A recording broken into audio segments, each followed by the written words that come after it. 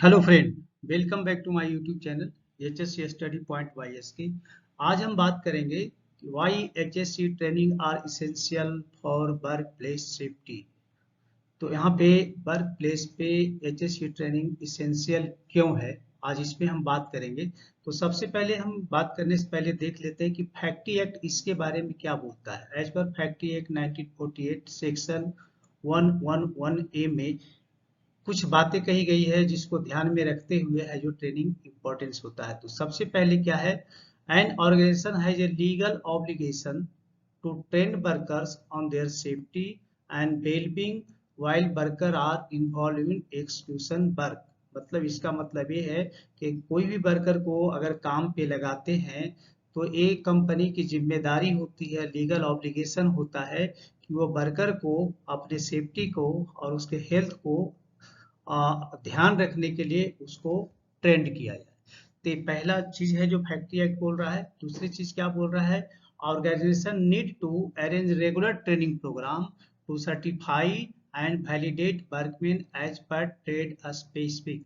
इसका मतलब है फैक्ट्री एक्ट के अनुसार कि किसी भी ऑर्गेनाइजेशन को रेगुलर ट्रेनिंग करना चाहिए और उनको वर्कमैन को सर्टिफाई और वैलिडेट करना चाहिए एज पर ट्रेड स्पेसिफिक। मतलब वो क्या काम करने वाले हैं उसके हिसाब से। जैसे कोई बिल्डर है तो उसमें उसको ट्रेंड करना है, कोई ग्राइंडर है तो उसको ग्राइंडर में ट्रेंड करना है, या कोई भी एक्टिव कोई अगर इलेक्ट्रिशियन है तो उसमें उसको देखना, सर्टिफाई करना है, उसको वैलिडेट करना है कि उसके बारे में उसको प्रॉपर नॉलेज है या नहीं है, और नहीं है तो उसको देना है। अब देखते हैं कि ये ट्रेनिंग की आवश्यकता क्यों है, इंपॉर्टेंट ऑफ HSC ट्रेनिंग की बात करते हैं। तो अभी तो आपने फैक्ट्री एक्ट का देख लिया कि ये 111 में बोला गया है, दो चीज उसके अनुसार सारी कंपनियां इसको फॉलो करती हैं। अब देखते हैं कि HSC ट्रेनिंग जो करते हैं उसका इंपॉर्टेंस क्या है। तो पहला इंपॉर्टेंस की हम बात करते हैं कि in the training session all employ become aware about general safety policies and procedure. तो इस ट्रेनिंग सेशन में क्या होता है, एम्प्लॉय को जो जनरल सेफ्टी जो पॉलिसी होती है या जनरल जो प्रोसीजर होते हैं उसके बारे में उसको जानकारी दी जाती है, तो उसको जानकारी हो जाती है कि साइड पे क्या क्या करना है। नेक्स्ट क्या है, learning and complying with the regulatory rule. मतलब लर्न करना है और रेगुलेटरी रूल क्या है उसके अनुसार क्या कंप्लाई करना है साइड पे, इसके बारे में उसको क्या करता है, इम्पोर्टेंट ये एस्पेक्ट है जो उसको फॉलो करना है। और ये है जो वो ये जो है इंटीग्रेटेड HSC मैनेजमेंट सिस्टम का इम्पोर्टेंट एस्पेक्ट भी है। तो इसीलिए लर्निंग एंड कंप्लाई है जो रेगुलेटरी रूल्स है।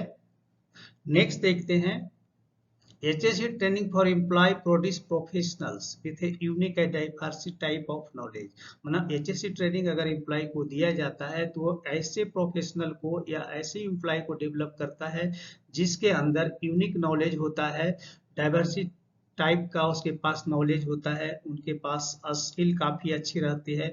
उनको उस पर्टिकुलर कोई भी जॉब अगर करना है जिसमें उनको रखा गया है तो उनके बारे में उनको काफ़ी इंफॉर्मेशन हो जाती है। और ये होता है जिसके कारण क्या होता है, they become capable to manage challenge and hazardous nature of industry. और जिसके कारण क्या होते हैं, जो हजार्डस नेचर का जो इंडस्ट्री है या जो हजार्डस एक्टिविटी है उसको मैनेज करने में, उसको उस चैलेंजेस को लेने में वो कैपेबल हो जाते हैं। तो ये हो गया तीसरी उसके ट्रेनिंग का इम्पोर्टेंस। और फोर्थ नंबर जो है, trade specific and structure training enhance safety performance and quality of the industrial man power. तो इसमें क्या है, ट्रेड स्पेसिफिक या स्ट्रक्चर ट्रेनिंग जो दिया जाता है ये क्या है, इन्हांस करता है सेफ्टी परफॉर्मेंस के क्वालिटी को, जो को और इंडस्ट्रियल जो मैन पावर है उसको काफी इन्हांस कर देता है, उसके नॉलेज को बढ़ा देता है, जिसके कारण ये जो है HSC ट्रेनिंग इम्पोर्टेंस है किसी भी कंपनी के लिए। तो अभी आपने एक छोटा सा वीडियो देखा कि ट्रेनिंग का इम्पोर्टेंस क्या है एज पर फैक्ट्री रूल, और उसके अनुसार सारी कंपनियों को करता है तो उसको फायदे क्या मिलते हैं। चलिए अब मैं आपसे रिक्वेस्ट यहाँ पे करना चाहूंगा कि अगर हमारे चैनल पे नए हैं तो प्लीज चैनल को सब्सक्राइब कर लें, दोस्तों में जरूर शेयर करें, बेल आइकन को प्रेस कर लें। तो चलिए आपसे मिलते हैं नेक्स्ट वीडियो में, तब तक के लिए जय हिंद, वंदे मातरम।